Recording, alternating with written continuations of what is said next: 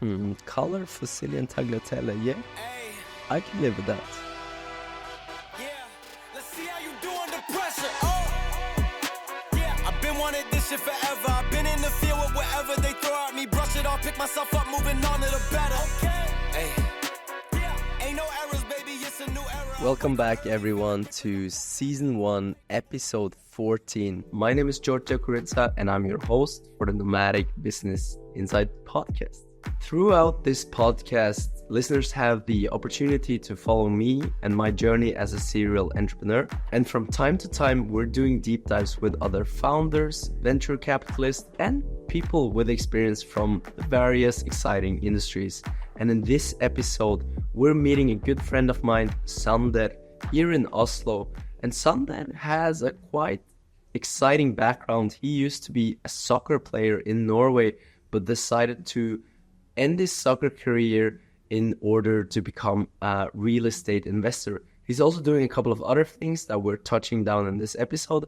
But as I promised you guys that we'll come back with a couple of episodes where we'll touch into topics in the real estate investment segment, let's put it that way. I have decided to do this episode with Sander, and in this episode we'll specifically look at how to buy your first property. I know real estate investment is a huge topic, and I also promised you guys to do an episode about house flipping. Well, I will wait with that episode as we're still not starting our project in North Norway, and I kind of want to do that episode really involving through the actual things that we learned throughout that process. I feel like buying your first property is something that I know a lot about, and Sander has also bought a lot of properties the last years. So we both decided to do an episode that will run through a couple of things that you need to know about investing in property in Norway. And we've tried to make this episode as relevant for people both in Norway, but also you guys listening in from outside of Norway, as we believe that Norway could be a great market for foreign investors to come in. Especially a lot of you guys that I'm talking with struggle to enter the property market in your country, and we're trying to share some tips in this episode about how you can invest your money through people you know or do it yourself here in Norway. Keep in mind that we're no experts, so we're just sharing everything here in this episode from what we have learned ourselves. And as you know, guys, the products and service that we feature in this podcast show have by no means paid for any product placement, and they're people featured are handpicked by the Nomadic Business Insight team. We may or may not have personal investments in the concepts we feature, and the show is meant for entertainment purpose only and is not meant to be any direct investment advice. And with that, let's get the show started and get to meet Sander. You are listening to LD Podcast. Would you like to publish with us? Tell us your story at www.ld.studio/podcasts. Edited and published by LD Studio. Well, here we are. Welcome to the show, Sander. I've been really looking forward to this. It's a pleasure to have you in. Thank you for having me. We're sitting down at Lutlaget, which is kind of like a bar, fine eating place, Sunday. It's a bit fancy, but down to earth. Yeah, it's a bit fancy. It's a nice restaurant. Never been here before, so it's a first for me. So why not start off with having a podcast in the middle of the bar area? We're Oslo, Bjørvika, very close to Barcode. This is a completely new area of Oslo. Looking at Oslo 10 years back, this didn't exist. We're sitting pretty much in the ocean. Yeah, we are. So yeah, it's amazing what you can build. There is a reason for why we're here today. We're going to talk about property and how to move into property. So I think there is no better place to sit than at Bjørvika or the new Barcode area of Oslo, which is pretty much, I'd say, the cream de la cream of Norway's investment people. We're not going to touch down on that today because those are guys with a lot of money and a lot of capital. Yeah, probably Barcode here, or actually Tjuvholmen. That's like the main area. Yeah. You want to go like high-end real estate. Yeah. Well, that will be for another time. This episode, we're going to try to touch down and give most of those listening in like a very general introduction to how to get yourself in a position where you're ready to enter the property market. And I know that for the people listening from Norway, this is obviously a hot topic. Norway is probably one of the countries with the highest percentage worldwide of young people into the property market. Let us know a bit more about that. Yeah, there's always been like this culture of people buying into the real estate market in Norway. I don't know what's the percentage, but I've read somewhere that over 30% of people under 30 years old are in the way in or are already in the property market. I think that's extremely high because if last time I went to South America, I didn't meet a single person below 35 that owned anything. right? Yeah. Okay. So yeah, maybe that's like pretty special for Norway. I don't know, but I don't know with Sweden or Denmark. What do you think it comes from? Where is it rooted? You mentioned it's like a cultural thing. Yeah, it's a good question. Maybe it's because like we do have a lot of money in Norway. Yeah. It's no secret. And there's always been like this saying that real estate is like, it's a good investment. So people are like, oh, it's the safest thing to invest in. Yeah. So I don't know what actually are the main factors for it to be like everybody wants to buy. There is also a cultural thing, right? Yeah. There is this, like, I feel almost in every family, the parents kind of expect, when will you enter? It's not like if or if not. No. There are zero people that are like, okay, I'm going to rent my whole life. I've never met a single person who likes things like that, and that's not normal. It's not the Norwegian model. It's like you buy whenever you have the money. It's very interesting. Yeah, it's very... You don't have to travel far. Like, even in Germany, entering or not entering is kind of like maybe. Yeah. What it comes from, I actually don't know. But, culture is hard to, like, turn around and change. So... I agree. So the way why it's like that, I have no idea, actually. It's so many things, I think. I have a theory, though, so maybe you... Yeah, maybe shoot me down. And shoot me down, and everyone listening, shoot me down if you disagree from Norway. But I think it's 3 pillars. Yeah. So we got, like, number 1, we are few people. We're few people, and we're kind of having a little abundance of property. Looking at the rest of the world, there is a high pressure, too little property. In Norway, there's also pressure. We're talking about a lot of the times in the news, like we need to build more, but there is still kind of an abundance to enter. So it's fairly easy. Second is familiar pressure, which you have been into. There's like the culture of always investing. And the third thing is there is an expectation here that pretty much everyone should be wealthy at the like standard level. Yeah. And property is kind of lifted up from everyone around you as the singular most, like the easiest way of securing your own wealth.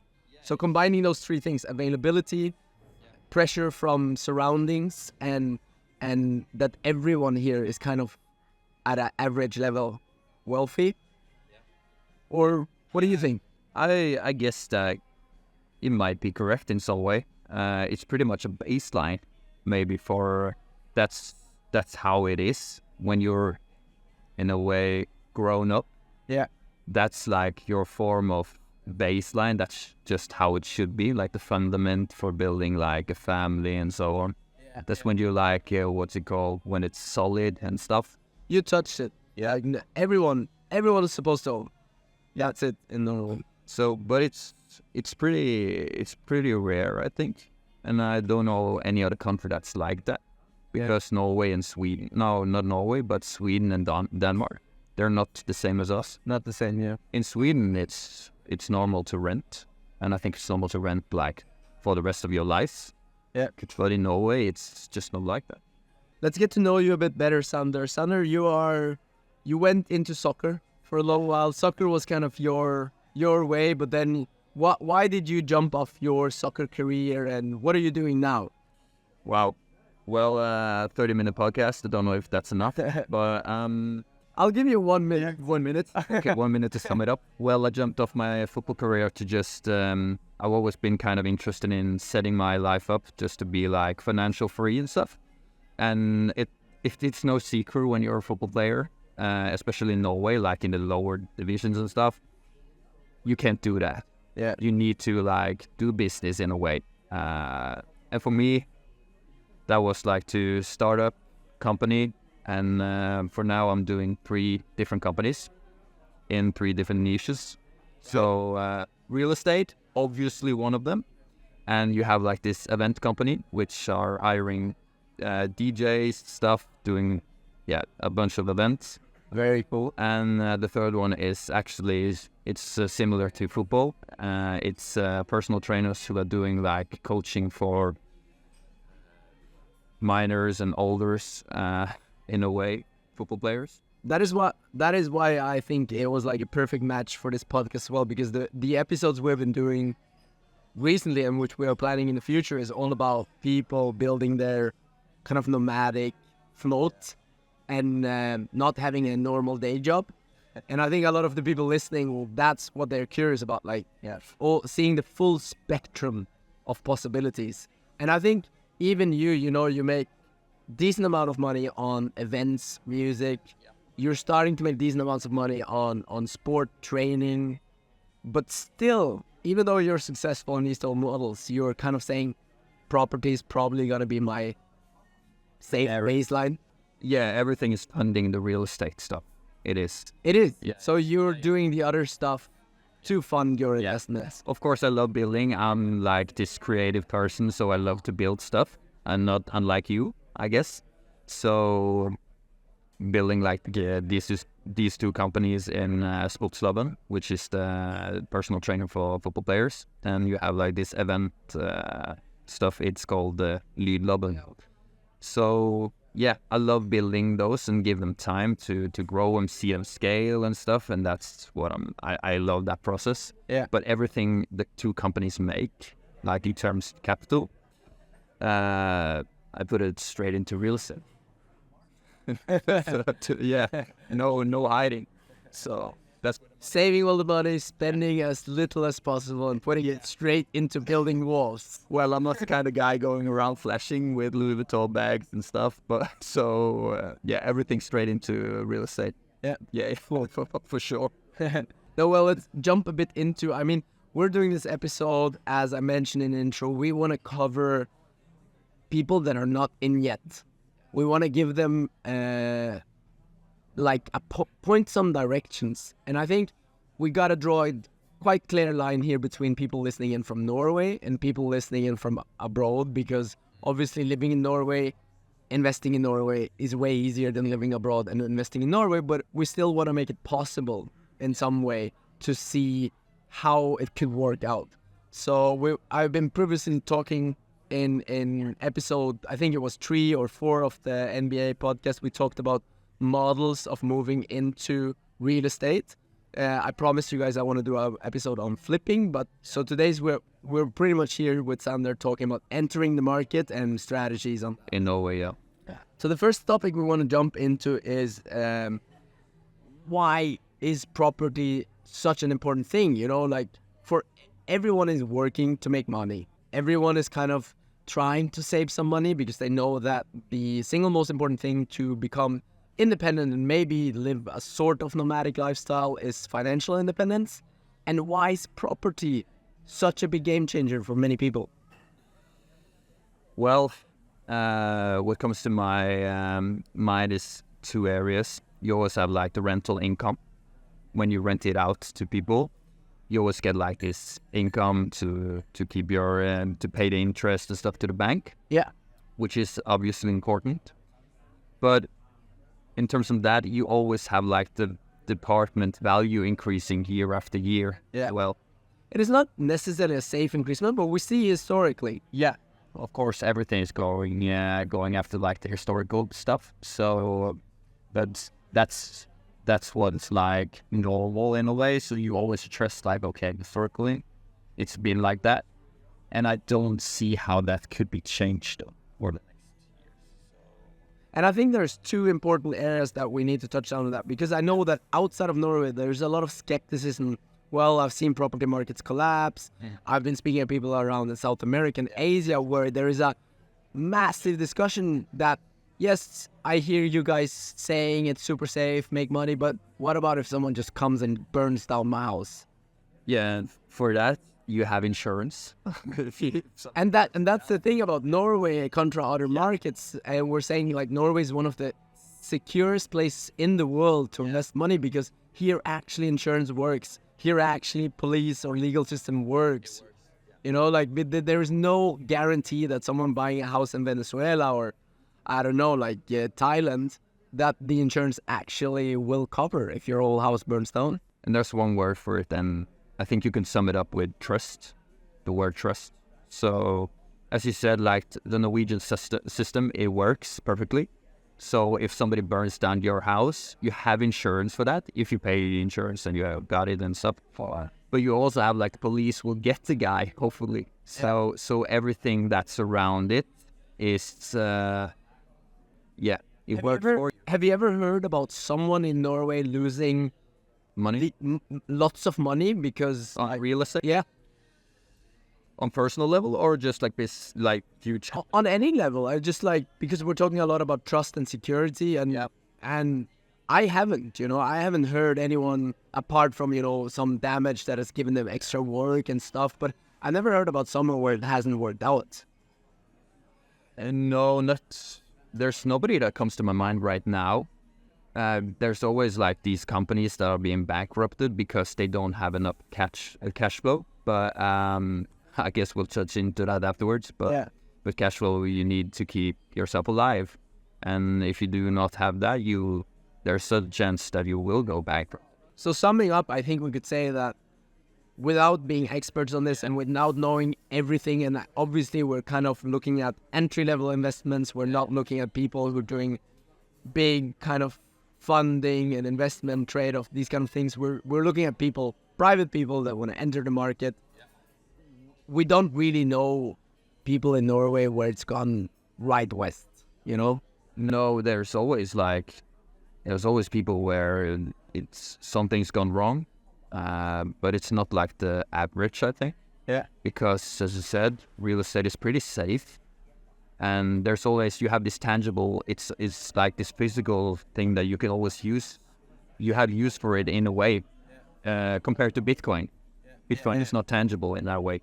Yeah. So, that's always like one of the advantages with real estate. And you touched it initially, like two things what makes property so interesting. Boil it down easy. The what you rent out for, the income, the passive income you have, and also the actual value of the property, and hopefully the increase of value or the increase of valuation over time. But I think also like for the people who are still skeptical, if it's better to keep the money in the bank or actually invest in property, I think that the most easy example is inflation. Keeping money just laying around, it will decrease in value, whilst properties will increase respectively in value to the change of valuta. Yeah, of course. So you touched like inflation. So in most cases, you need a loan to buy a property. And you have like the bank's internal demand. That's 15% of your own equity invested in the property. The rest you get, you have like this 85% loan to value. So what it does when you have like this kind of loan, of course the inflation eats up. It's decreasing actually. So over time, you're not getting paid, but your loan decreases because of inflation. Yeah. And you obviously are paying interest. So that can play on your side. Yeah, it's like a factor as well. So it's almost like because money decreases in value over time, you better have a loan that is tangible in property than having lots of money in the bank. Exactly. That's really cool. Let's get back to that. In my way, I want to have as much loan as possible. That's very interesting. Because of the inflation. I like to touch that for a minute. Yeah. All right. Before we go into specifically how much money do you need, let's round off that topic of inflation. You just mentioned before we started recording, during COVID, something quite interesting happened. So under COVID, I think like the inflation numbers in Norway were like 7%. And okay, so let's go into that. If you then have a huge loan from the bank, and you have like inflation yearly on 7%, that's like your loan is being like, what's it called? Decreases in value 7% every year. Yeah. That's a lot. Yeah. So if you have that adding to rental income and property increasing every year, like historically, That adds a lot of. yeah, those three combined, it creates a real deal, real value. I think instead of going too much in details, I think for a lot of people this is getting too technical, but it's obviously interesting, you know, those people who really do business on this. They want to go into optimization, but let's touch down on that in a later stage. How much money do we need? Historically seen, I mean, you mentioned in Norway, we're lucky, and I think this is what enables so many people to enter the market in Norway, is that we have kind of a state-guaranteed rule that the banks have to offer first-time buyers the potential to get a loan if they can prove enough income on 15%. So if you want to buy something on, let's say, 200,000 euros, which is kind of equivalent to 2 million NOK, you need literally 300,000 crowns, 30,000 euros. That is not a lot of money. And I think like compared to, let's say, UK, France, Spain, Italy, first thing, I know that a lot of my friends, they are directly struggling getting loans from bank anyway.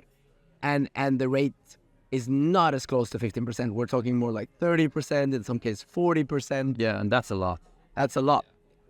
Compared like 15% to 40%, we're talking from 300,000 or potentially up to like 900,000 NOK or 90,000 euros. And if you use, let's say, 3 years, 5 years to save those 30,000 euros, then you're going to use like 15 years. And you have a very interesting point, which you point out again and again. And you say like, and we're going to touch on back later in the episode, but you always say this, that time is money also in property. And you want to enter as early as possible, really, because as earlier you enter, the more time you have to make money. Yeah, of course. I think it's Warren Buffett. It's not me who said that you always want. You're at least very good at mentioning it. Yeah, I'll mention it like it's me who came up with it. But yeah, you always want like time in the market, not timing the market, because you never know. It's like speculation, and a good deal is always a good deal for me. So you have some criterias if you want me to go technical. Let's go into them later. Okay. But yeah, time in the market is absolutely one of the main things. So buy as early as you can. Yeah. If you find a good deal, if you want to go real estate, rental, then you absolutely should buy as soon as you find like this a good deal. Let's touch on how much money we need. So we say like a good entry level, something to make money off in Norway, an apartment from 2 million up, 200,000 euros up. So you'd need like 30,000 euros to enter. And I think that's quite general. Like I think people who have 30,000 euros and a solid income, they are ready to enter. Would you agree or disagree? Yeah, I think in terms of like rental properties, yeah, I think if you want to, there's always like you have different strategies you can do without going too technical. But yeah, I think most of the people are ready if that's what they want to do. Yeah. So I think most of the people should have like around with themselves, okay, do you want to do this? Do you sleep well at night, knowing that you have invested in this tangible item, which somebody else is living in? Because you can always get like a call in the middle of the night, like something isn't working and stuff. So like passive income, there's no such thing as passive income. You gotta be ready. Yeah, you gotta be ready. You posted some funny pictures on Instagram a time back where you quoted like there is no such thing as passive income. Right. Yeah. So there was a storm coming. Actually, that's a funny story. But yeah. Let us know. Yeah, you should What's the decide story? If you want to put it in or not. But yeah, there was this storm coming, and the house that the picture was from, it actually like the location of the house is like, I think it's a bit low in the terrain. So if there's a storm, and there was this huge storm coming with a lot of rain, so there was this huge problem with, okay, if it rains a lot, the water will come into the basement. So we were like, okay, we have to go, and we won't know if we can make it. Like, this was in Brumunddal in Norway. So we don't know if we will go back to Oslo because of the rain, because all the roads will be closed. They told on the news. So we just drove up there and started like building this, what's it called? Like Flood wall. Yes, in a way, sand bags and stuff. Yeah, like a flood wall. It's actually called flood wall. Yeah, flood wall. That's what we did, just to like keep it safe. Yeah. But the storm wasn't that bad. So everything went like, it was all right and stuff. But That's cool. yeah, Oh, that's a fun story. but no such thing as passive income. From passive income, let's jump to financial acrobatics. Because I think one thing that is interesting is you can save up that money and you can try to enter yourself, but there's also many other techniques you can use to actually get to the threshold you need to have the own capital you need to enter the market. Yeah, you're talking about the 15%, right? Yeah. So let's say I'm like at 20,000 euros, or I have that little gap to make, but Sander is here telling me there's nothing like timing the market. I want to have time in the market. I should enter now, as early as possible is the best. Run us down some tips. Yeah. What can we do to get those last 10k, 20k? Okay, so I'm asking you, if you have to raise 100, how would you do it? 100,000 NOK. Yeah. How would you do it? Oh, there's a couple of easy ways. Like you can call parents. You can call friends. I have a very tricky one. That is, you kind of gotta be Norwegian to do it, but I've done it for some years, and I don't know if I should be too proud to mention this, but I've been inscribing to college. Yeah, okay. Just to get the Lånekasse like credit deals, because the interest rates are so low on the study loans in Norway that it just makes completely sense to take that extra money and pay it back whilst investing in more in property. So that's mine too, like asking friends and family and taking up other short-term credits. There is always like this, you can ask for a seller finance. Okay, that's interesting. You obviously take a loan from the bank, but why not take a loan from the seller as well? All right. So I haven't touched that much. Yeah. How does Do it that work? as well. It works. It's more normal to do it with companies than it is with private persons, because you obviously have like these two areas. You have like companies and private person that are selling, but you can always ask the seller of a loan. So if you say 100,000 NOK. So they are selling their property for, let's say, 3 million NOK. You need an own capital of 450,000, but you only have 300,000. Yeah, you need 150 more. So you ask the seller to make a private contract with you, give you 150,000 of his sale. Yeah, or what he has. Yeah, it can give you a discount on the sale price or whatever. Or I don't think But at that least would work. the seller kind of he can loans give us you this. the money. Yep, you can. Yeah. So you just make a private contract. And that's something you kind of don't mention to the bank so that they will think, okay, you have 450. You can do if you want to, but I don't think it's necessary. Yeah. I don't think you have to. So there is a lot of ways to acquire that extra capital. And obviously the bank will kind of just look at you and say, well, do you have capital? They don't necessarily care what other deals No, as long as you have the money. Yeah. No, that's important to mention, because I think many people, they just go and think, okay, the bank says I need that kind of money. I need to earn that money. And they don't look at other opportunities. So it's an interesting term. Without going further into it, They always want a reason to lend you money. yeah. So that acrobatic level, I mean, we're both sportsmen. Yeah, so that's a way to do it. So you can always ask for that. But there's always like some things that has to be in order for it to happen. If it's like a bidding contest, then it would be kind of hard, because you have like contestants that can just like put up the money straight away. Yeah. And then they don't have to take that risk. But if like the property has been out on the market for, say, at least a couple of months and has not been sold, then you can go and negotiate after a sale of finance. Yeah. No, that's cool to mention. Well, let's move into models of getting into the real estate market. We've already been touching a bit like co-investing or sharing the financial burden with having other people help you out with the money.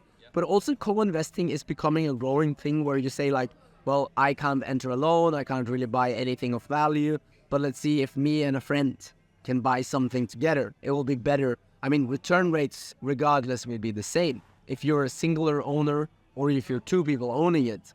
I remember we did that way back in time when we bought our second property.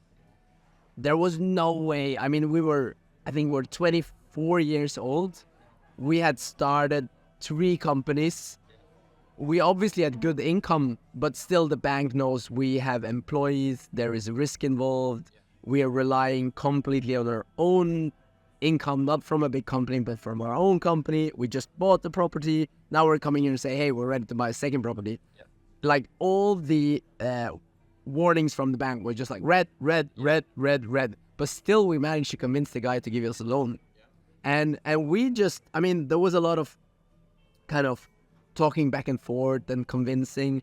Lots of the banks operate with very standard calculation models. They'll go like, well, George, he spends 500 euros a month for food.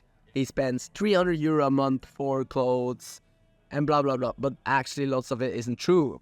And if you don't go personally to the bank and sit down and get a personal relationship with your, let's say, advisor, even though I don't like the word advisor because a lot of them aren't really good in advising. No. But your bank man or woman. We sat down and invested time with him. I invited him out for coffee and said, yo, well, listen in, like, I'm actually not spending that amount of money. Let's sit down with my bank statement. Look, I spent like 300 euros consecutively, like the last half year, every month. And I'm going to continue to do that. So your models, you can just scratch them. And it actually worked. Like that way we managed to convince him. And we got in the sister of my wife to be the co-owner. Even though she wasn't living there and stuff, like we made a deal on the side with her that if you can stand on the paper as a co-owner with your income, we'll pay you like I think we made like 10,000 euro deal. We'll pay you straight out 10,000, 100,000 NOK if we can use like your liability of taking up a loan for 3-4 years, which obviously limits her to enter the property market. So she lost kind of income. So we said, we'll cover that risk for you with giving you 100,000. And it worked out perfectly. You know, we earned lots of money on that investment. We got hold of 2 properties at the age of 24 years old, which we never ever would have had the option to. And we just had to go to the local boss of the bank to get it signed and stuff, because we kind of had to override that bankman. He couldn't like sign it off himself. So yeah, that's our story of doing it. I do not have any experience with that.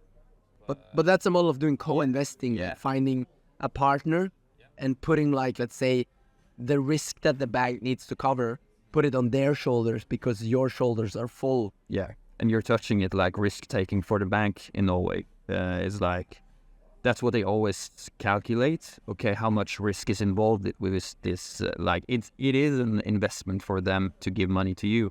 So they want to trust you with their money.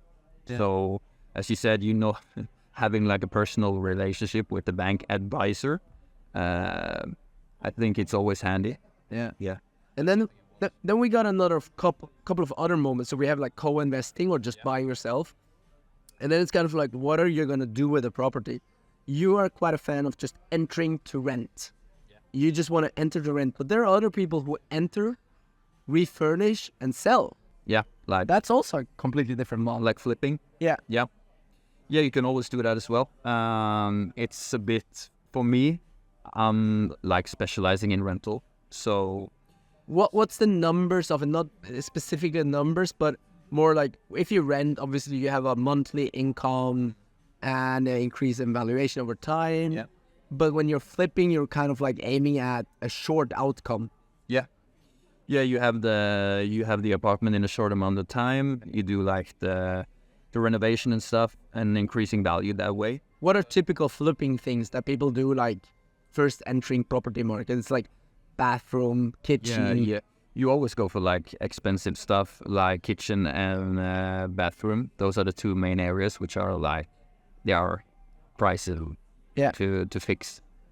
So, but there's a lot you can do, all the way from paint to only like change some of the mirrors in the apartment. There's like a whole bunch you can do to like make the apartment sound so much fuller and richer and better in a way. So you want to look for an object that is kind of put out in the market. Yeah. Ugly. It's almost like they didn't do a good job putting this out in the market, and you push yourself in, buy it at a very good deal, and you just squeeze everything you can out of it in terms of making it very attractive. There's a saying, aim for the ugliest house in the street. Yeah. That's that's cool. Flipping. And then we also, sadly today, Kim couldn't join us, but we have another model that is kind of growing a bit slowly in Norway, and that is people who have already entered but are now looking to kind of build a model for other people. And I think that's very interesting for a lot of people listening in, that there is actually opportunities of not doing everything yourself. There is people on a consultancy level that say, yo, I know the property market very well. I can do it for you. I can be your consultant. This is the money you need. This is the money you're going to get out. How does that model work? Very quickly. Very quickly. If you want to get into the real estate market in terms of rental, you can always have people fix the apartment and make everything for you, renovating and stuff, and putting in 1 or 2 bedrooms extra to put in students or other people to give you rental income. And like these companies that you're talking about, they have like this total package that does everything for you in terms of, okay, what do you want to pay for it, and what do you want in terms of yield, the money you make from your investment. And then you can have everything like sorted out before you buy, and you buy like this complete package of. So you literally don't have to do what you had to do under the store. Exactly. So you just trust like the company in that they could actually build you like this rental property. That's very interesting. How do your demands actually? How do you find those properties? How I find? Yeah, no, I'm not saying you're using one. What do I Google? What do you do? What do I Google? You know, people listening in want to have practical tips. How you find like these properties that you can like renovate stuff? No, people that do it for you. Oh, okay. These kind of companies? Yeah. Well, I don't think there's a lot of them actually. Okay, so we got to shout out Kim here directly. We'll put Kim's Instagram right into that. So, or they can go through you. So, well, I will send you the right way. Yeah. Be sure of that. Well, we have touched a lot of topics, but I want to jump into more specifically why Norway. We opened the episode with this, but I want to dive a bit deeper into it. We have slowly touched down on external people outside of Norway coming into Norway. We're not going to give you all the rundown how to do it, but I think in general we can say it is possible coming with external capital, things that will make it difficult. And I think what is interesting to talk about is a lot of the limitations that people run into in other places in the world is banks not giving the loans, but also most importantly, there is maybe not even property available for mine.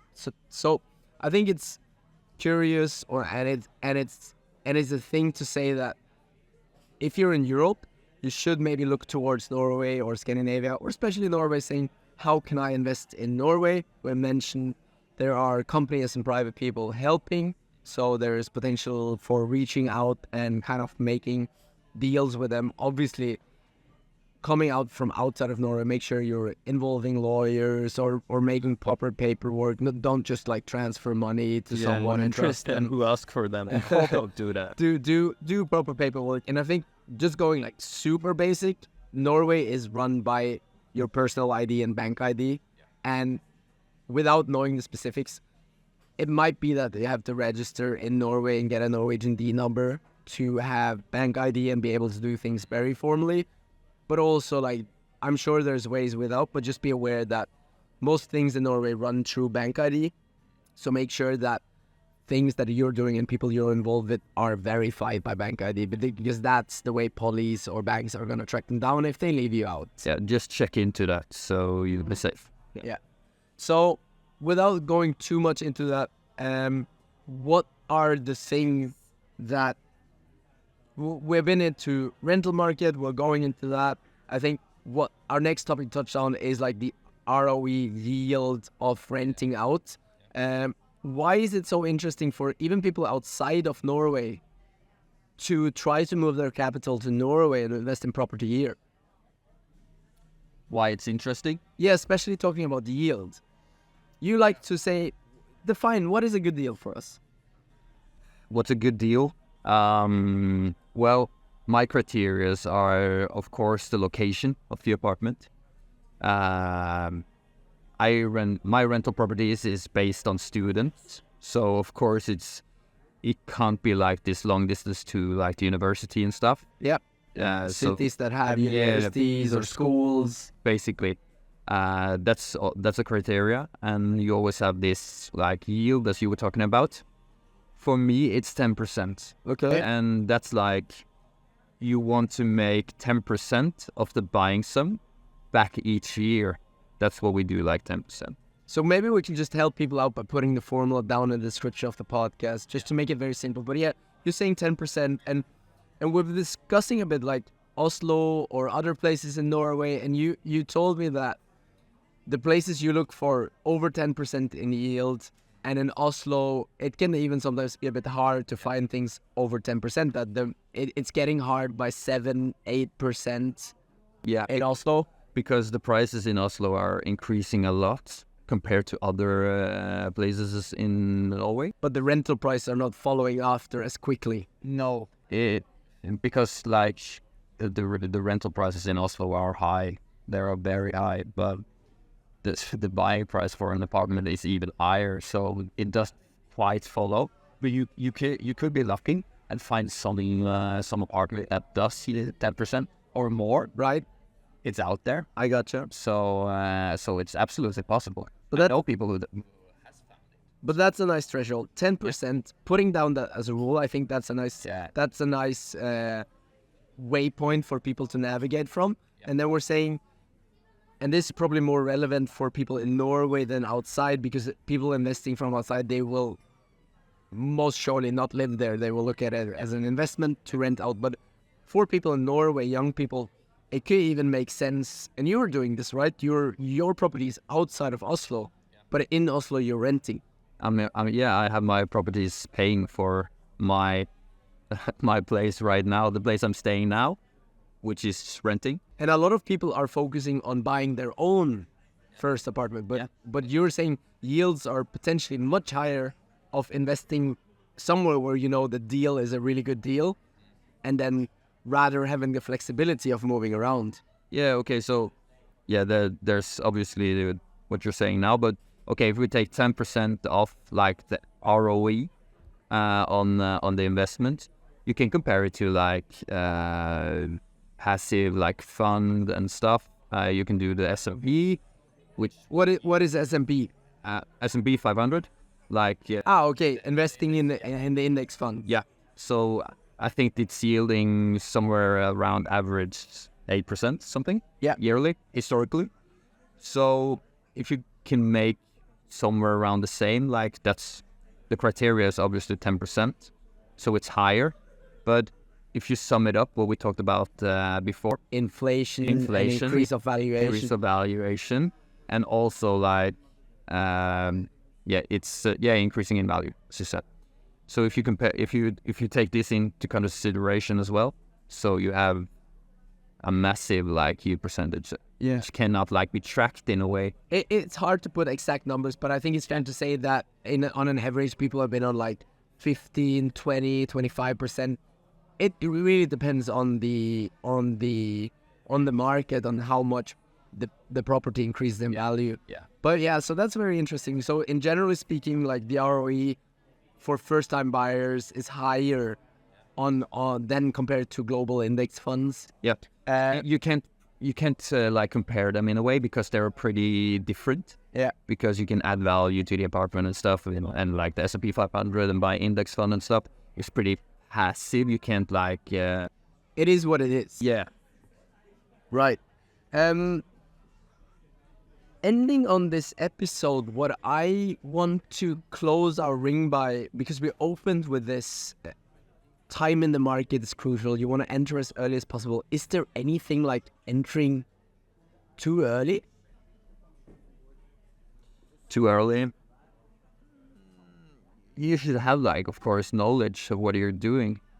But as I said, like real estate is like this tangible item, so there's not so many things that could go wrong if you like keep yourself to the criteria that you should have cash flow, and like you're not buying an apartment that's based like in the middle of the woods somewhere that's no people around. Right. Then you in a way will make money, I believe. But of course, knowledge is something you need. But I'm like this huge fan of just starting out and try to figure out as you go. Do you think too many people are afraid and kind of limit themselves by, well, I don't know what I'm doing, I shouldn't be doing it? Well, what you see when you like growing businesses and stuff, I think this is even for you as well. Like people on the top, they actually don't know either what they're doing. Nobody knows what they're doing. They're just like problem solvers, and they're like solving the problems as they come. Right. So, yeah, a bunch of people are afraid to take risks, and especially in Norway, people don't like risk. You can do a whole podcast episode of why that is, but which probably makes it more interesting even for foreign people to try to move into the market in Norway, because the competition isn't even that high as you would believe. That there's a lot of good deals out there which people are not taking. Yeah. So the people who want to take them, it is actually not such a big fight. Yeah.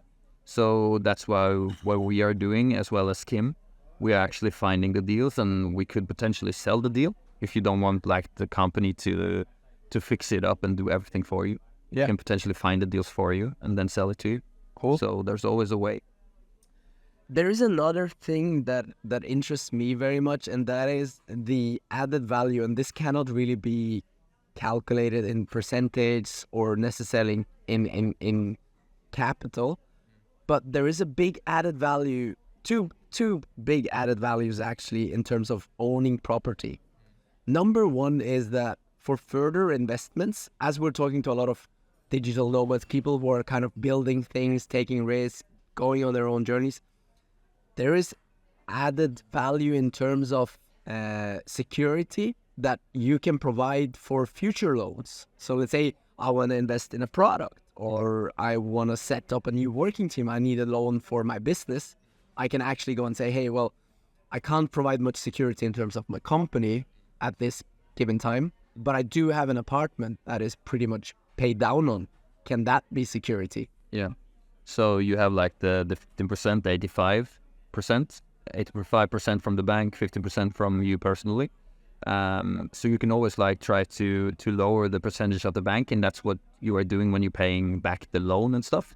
Like you're decreasing the ownership from the bank. So this is considered like security, as you said. You could use for another apartment and right, another apartment or a loan or anything. For any, and that is something that people, I think, especially in Norway, don't know much about, but also obviously outside of Norway, and that is that the money you pay back on the credit is not necessarily, I mean, obviously it's your money because you own the property, but the money is still at hand because you can at any time call the bank and say, hey, I want to take out the money again and increase my loan. Yeah. Because refinansiering. Yeah, right. Refinance. So yeah, that's actually a good point what you're saying, and that's some of the areas why real estate is such like a genius way to invest and use along the way to get even more real estate. So refinance is just one word without getting too technical. But you can always like use this in terms of increasing the value of the property by yourself, which will be renovating So if you buy something for 2 million Norwegian, you can use like, okay, if we use simple terms, 100,000 Norwegians to fix it up or fix the bathroom or whatever. Then you spend the amount of total 2.1 million. And maybe the apartment is valued at 2.5. And, then you have a broker who comes in and you ask him, okay, I've done this and this and this. What do you think it's worth for now? And he says, based on what's been done here and similar apartments being sold in the area, I think we can do like 2.5. And then you've increased the value of the apartment by 500. Yeah. And that is money you can ask the bank to give you out. Exactly. For refinancing. Not being paid out in cash. There's always like these criteria which has to be fulfilled to it being paid out for you. But that's one way to do it if you want to create your own equity to buy more. I think we've touched a lot of the levels here. Rounding off, I mean, the most important thing that is holding things back to get those credits, and I think it's perfectly possible for people outside of Norway to come to Norwegian banks and get credits in Norwegian bank. I think Norwegian banks in general are very strong banks, so they're just wanting to lend, literally wanting to lend. And if you're living in Norway or not, I don't think ultimately makes a difference. But what makes the difference is what income you can prove. Because something we haven't been touching a lot is cash flow. And that's all what the bank is going to judge you on. Is can you provide the cash flow to cover your credit and interest rates. And also their rules. And their rules in terms of how long are they looking at your cash flow. Normally it's 3 to 6 months. And so you don't necessarily have to have like a massive income for a long time back. But you need to be flexible in the way of providing a good income in the months before you are actually asking for a loan. Should also mention to that the way that the banks are calculating how much they can lend you. They're always taking your salary, multiplying it by 5. Right. So if your yearly income is, easy terms, 100,000, which is very low, but simple terms, you multiply that by 5. And you can lend 500,000. Yeah, then you can lend 500,000. That's pretty much it. So that always make like for the financial stuff, you can always do like. But it's not a 1-year track. They don't actually look at the whole year back. They kind of want to see that you have, in their terms, a contract that says you're going to get that. Does everything. So from here, everything that counts is from here and now, and that you have like this contract with signature from your employee or someone, or can prove that income from somewhere else. Exactly. Well, I think Sander, we've touched pretty much most of it. I mean, we're in no ways expert. We're both coming into this just making our way. We don't have any education in this, so I think everything we've said here, don't take it as the eternal truth. It is something that is meant to inspire, help you figure out like your way. Definitely, and as I said earlier, I think it comes down to if you can solve problems along the way. So both me and you are problem solvers. So if you can do that, you can pretty much handle everything that comes your way. And that in terms of it's real estate or whatever you're doing. I agree.